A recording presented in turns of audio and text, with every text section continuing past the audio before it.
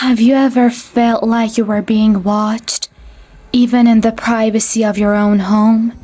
Like someone's eyes were constantly on you, tracking your every move? Well, that's exactly what happened to me. And the truth turned out to be more terrifying than I ever could have imagined. It all started a few months ago when a new guy moved into the apartment next door. He seemed normal enough at first. Mid-30s, kept to himself, generic friendly way when we passed in the hall. I didn't think much of it, but then I began noticing strange things happening in my apartment. The feeling of being watched intensified, especially at night as I tried to sleep. I'd often wake with a start, heart pounding, swearing I had heard a noise coming from inside my closet. But when I built up the courage to check, I never found anything out of the ordinary. Still, I couldn't shake the unnerving feeling that I wasn't alone. I started to feel like I was losing my grip on reality. Fatigue from countless sleepless nights clouded my mind. My work performance suffered, and friends began commenting that I seemed distracted and on edge. But how could I tell them that I thought my neighbor was somehow spying on me from inside my own apartment? They would think I was crazy. Hell, I was starting to think I was crazy. But then came the night that confirmed my worst fears. I was lying in bed, once again unable to sleep, when I heard a distinct creak come from the direction of my closet. Heart in my throat, I grabbed the flashlight from my nightstand and approached the closet door.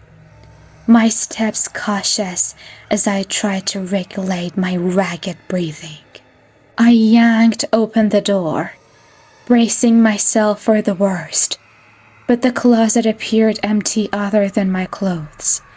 Scanning the beam of my flashlight over the shadowy interior, my heart nearly stopped as the light hit the back wall.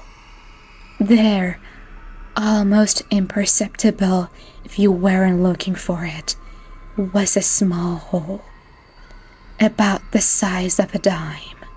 Reeling back from the closet, my mind raced as I tried to process the horrific invasion of privacy I just uncovered. How long had he been spying on me? Weeks? Months? Had he watched me change, shower in my most intimate moments? The magnitude of the violation made me want to vomit. I knew I needed to go to the police, but I had to have proof. With shaking hands, I set up a hidden camera inside my closet, angled toward the hole. Part of me prayed that I was somehow mistaken, that there was some other explanation, but the camera doesn't lie.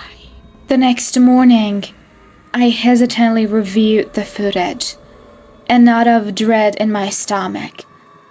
At first, there was nothing, just the shadowy interior of my closet.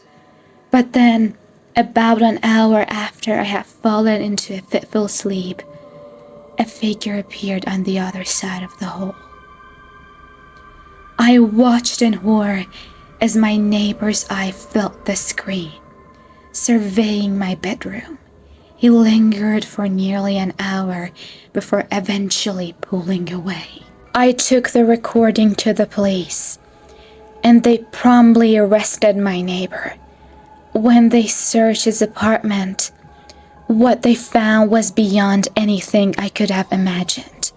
The walls were covered in hundreds of photos of me, sleeping, eating, undressing. He had been stalking me for months, but the most shocking discovery was a hidden room in the back of his closet. Inside that room, they found an altar covered in candles, strange symbols, and more photos of me. But these photos were different. In each one, my face had been scratched out, replaced with the face of a woman I didn't recognize. The police identified her as my neighbor's ex-girlfriend who had gone missing a year prior. As the investigation unfolded, the horrifying truth came to light. My neighbor was involved in a dark occult group that believed they could summon a demon by offering it a human vessel. They had chosen his ex-girlfriend, but something had gone wrong with the ritual. Her body was found buried in the woods, mutilated with the same strange symbols from the altar. After the failed ritual, the group had selected a new target for their dark purpose. Me. My neighbor had been chosen to stalk me, to learn my routines, to weaken my psyche with fear and paranoia. All so that, when the time came, my body and soul would be vulnerable for the taking. The police were able to intervene just in time. They raided a secret meeting of the cult, arresting dozens of members. The evidence they uncovered painted a picture of unimaginable depravity and evil. Human sacrifices, demonic pacts, ritual torture. It seemed like something out of a horror movie, but it was all too real. I tried to move on with my life, but strange things kept happening. Electronics would malfunction around me. Shadows seemed to move in the corner of my eye. I had vivid nightmares of being chased by something dark and hungry.